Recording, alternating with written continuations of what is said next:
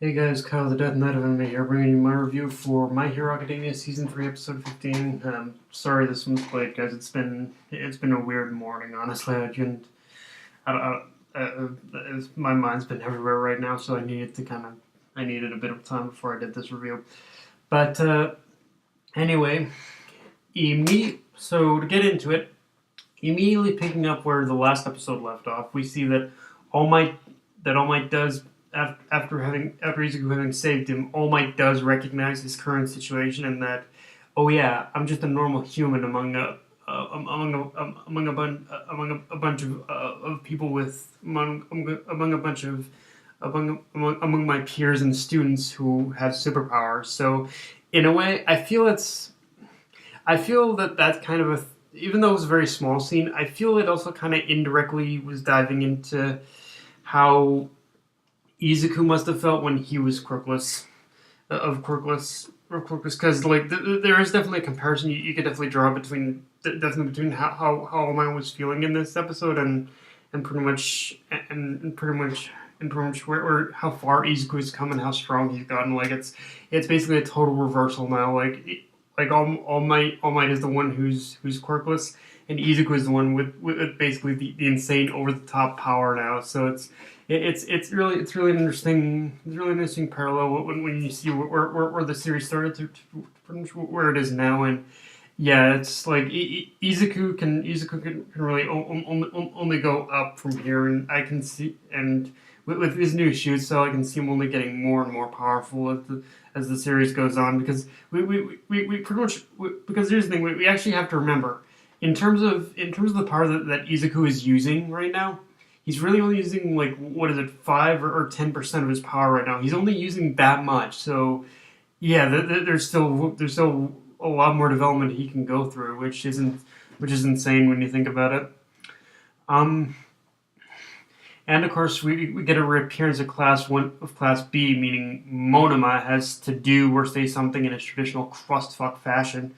Although I will admit I laughed and shouted "Get wrecked, Monoma" when Vlad said that the exams for Class A and Class B were being held in different locations. And to answer your question with another question, Kaminari, what is the name of of Monoma's mental state? Because, like, if nothing else, I will say, like, even though Monoma annoys the fuck out of me, his insecure arrogance is what keeps me fascinated in him. Like, I'm genuinely fascinated. What is it that goes through this guy's brain that basically says, I need to keep a facade that I'm the strongest. I'm the strongest. I'm better than all these losers. It's like yeah, of course we definitely have other characters that are arrogant, but at least they end up having a showcase to back it up, like Bakugo, for instance. But Mono was just like, wow, dude, wow. Like, yeah, it's one of my, yeah. You're just a fascinating crossfuck to me. Um, I and one thing one thing I liked is that was reaffirmed in this episode is that the test has an extreme low passing rate. So to me, that basically like this whole thing of the test having a low passing rate, it tells me that this is basically a setup that, yeah, even some of Class 1A are going to fail now.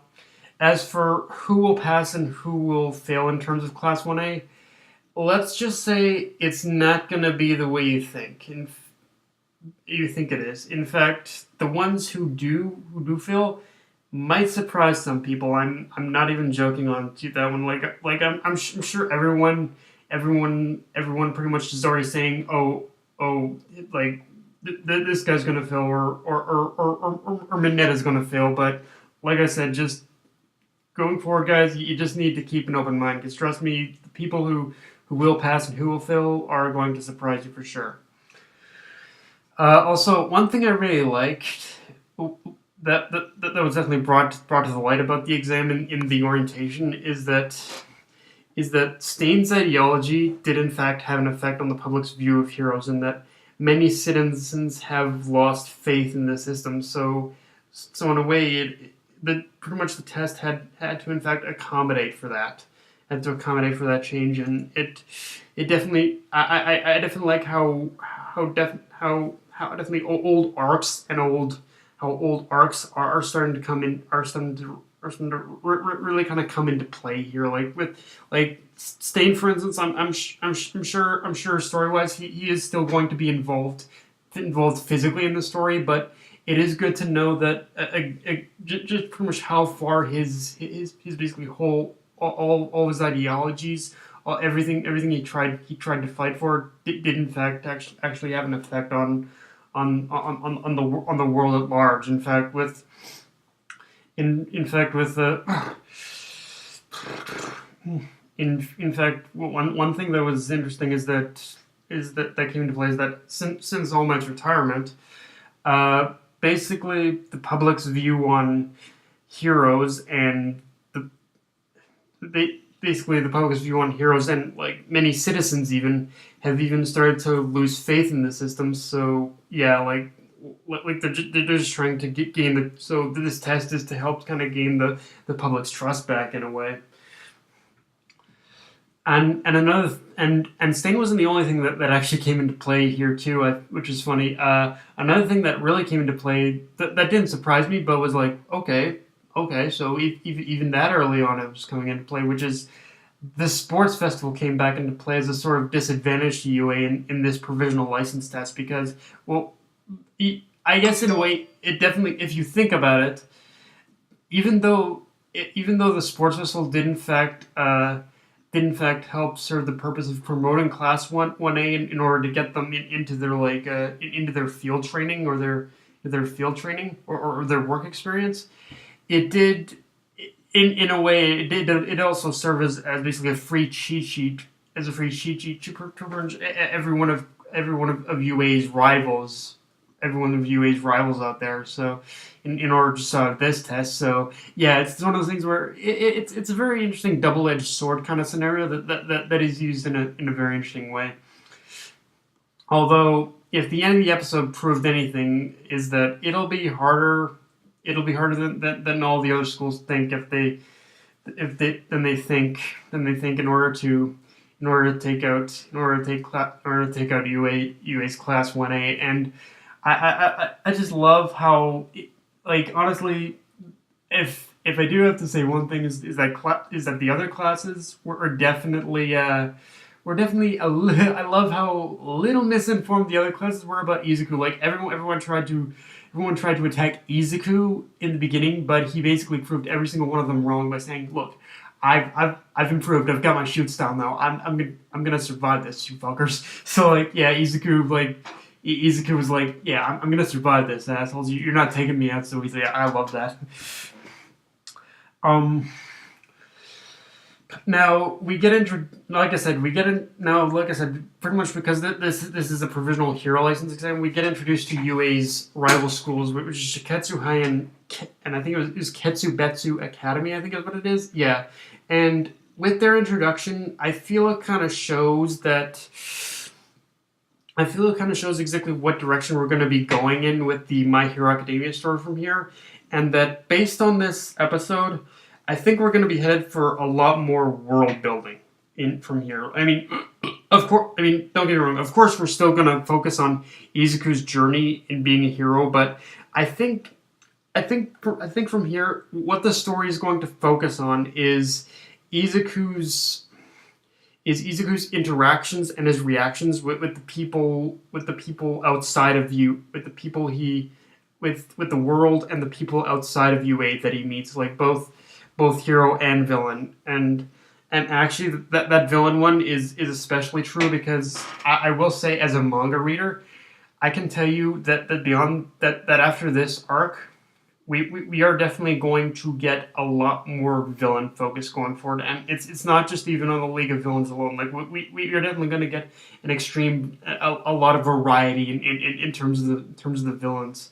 In terms of the villains going forward, and each in his own way are both threatening and goofy at the same time. But like it is like, yeah. From here, I do like how we're gonna go a lot more focus Izuku's interactions with the world and the people he meets outside of UA, which it could lead to some very cool development, I think.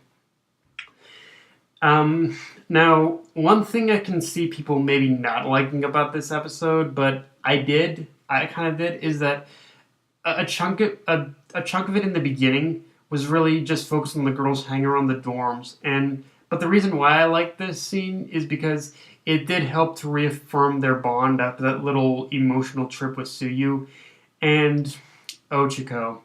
Dear sweet sweet Ochiko, you really are so in love. You can't. You really are so in love with Izuku. You can't admit it, can you? And that's another thing I liked about this scene because the romance in this series is handled in such a way where we can even if you don't like the ship or even if you don't like the ship, I think we can at least relate to it in the sense where we say, yeah, we definitely remember being that age and having these feelings about our crushes. So yeah, like Izuku and Ochiko, like they're one of those. It's one of those pseudo couples where it's like they're not official yet, but you can definitely see how it's being.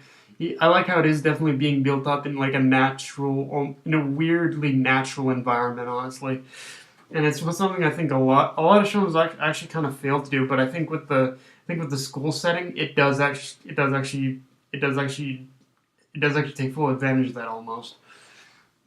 Um, and honestly, I think in a way, even though nothing was really said, I think there was a little bit of development for Ochiko in that scene too, because I think even though she won't fully admit it, like she does like Izuku, but I think she wants to prove to Izuku I think she wants to prove to Izuku of how powerful she is, even before she admits any kind of feelings towards him too. So a little bit of a development for her on that side too, just like silent development, I guess. Um, but yeah, guys, that's my review. If you enjoyed the video, like, comment, subscribe. Follow me on Twitter and Facebook. Death Knight Anime, signing off. Later, guys.